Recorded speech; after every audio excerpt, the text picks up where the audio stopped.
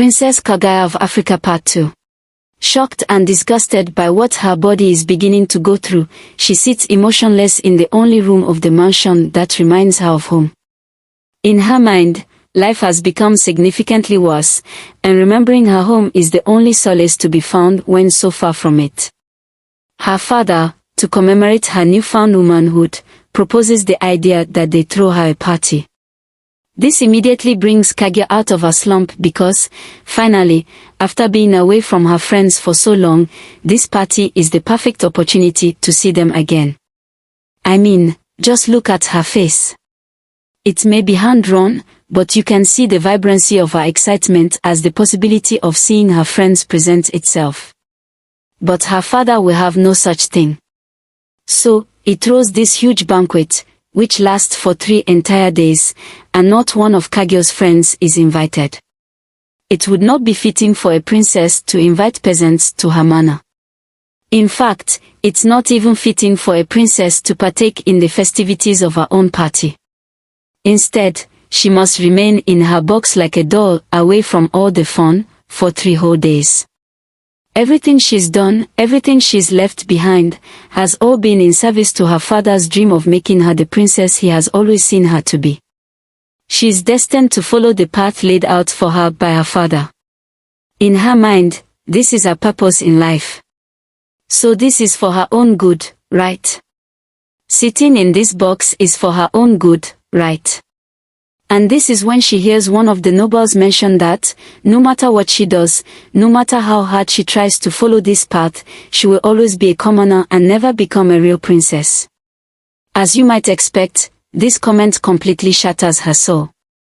If her father's ambitions for her are truly out of her reach, then what was the point of it all? Why did he build her such a large mansion and provide her with such lavish clothing? Why did she spend day after day learning from the governess how to act like something she can never become? And if she will never be a princess, what was the point of leaving her friends, of leaving her home? The nobles then ask if they can gaze upon Kagya's beauty, and when her father declines their request, they say that she must be ugly.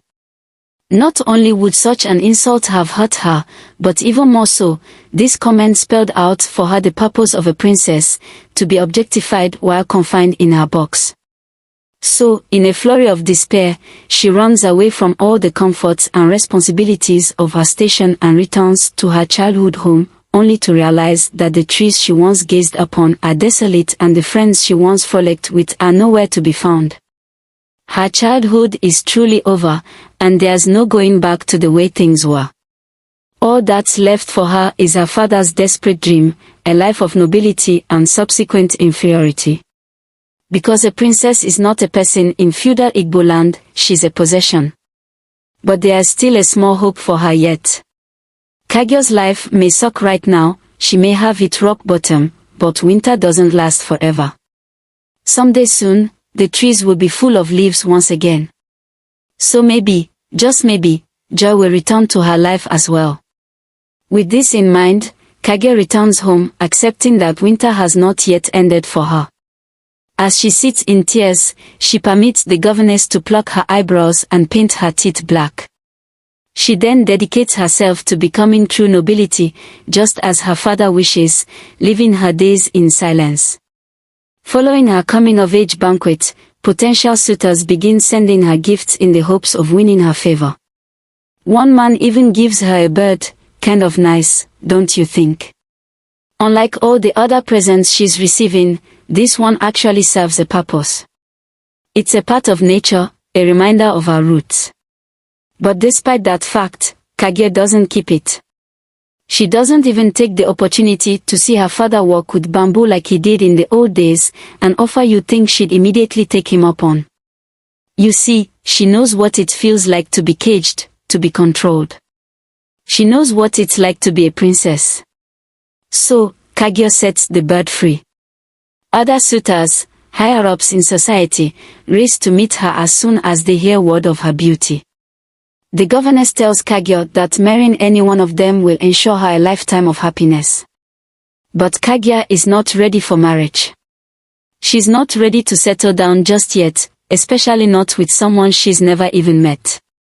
For her father's sake, though, she speaks to the men. She sends them all away, of course, because none of them see her as anything more than an elegant treasure to be won. So, in sending the nobleman off, she tells them not to return without the rare treasures to which they compared her. For the first time, Kagya really pushes back against her father's wishes, and it actually pays off. Overjoyed by how she just turned the table on those fools and hopeful that she may be able to escape this gloomy fate after all, she removes the paint from her teeth and decides to take a trip home to see the cherry blossoms. Because spring is arriving in the forest, so maybe it's arriving for Kagya too. Do note, though, that this trip to see the trees is the first thing in some time that Kagya is genuinely excited about, the first thing to really make her happy. Yet her father refuses to tag along.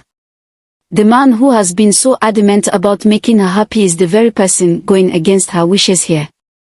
Maybe this all hasn't been about Kagya's well-being.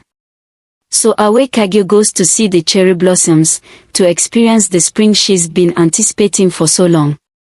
And the very moment she sees some, she orders the carriage to stop, and she runs all the way up the hill to gaze upon them. It truly is a sight to behold, and a childlike wonder fills her soul. Princesses aren't supposed to sweat or smile, the governess has told her. But those rules are the furthest thing from her mind as she begins to frolic around under the tree's branches, looking upwards at nature's beauty. For the first time in a long time, she finally feels free. She finally feels that this is where she is supposed to be. This moment is so simple, so pure, and the sound of a baby's laughter further accentuates this fact. But then, Kagya bumps into the laughing child, knocking him over. His mother then bows before Kagya and apologizes profusely. Even here, in her childhood home, she cannot escape her role in society. She cannot evade her father's ambitions for her. Like, follow, subscribe and add the video to your favorite for the part 3.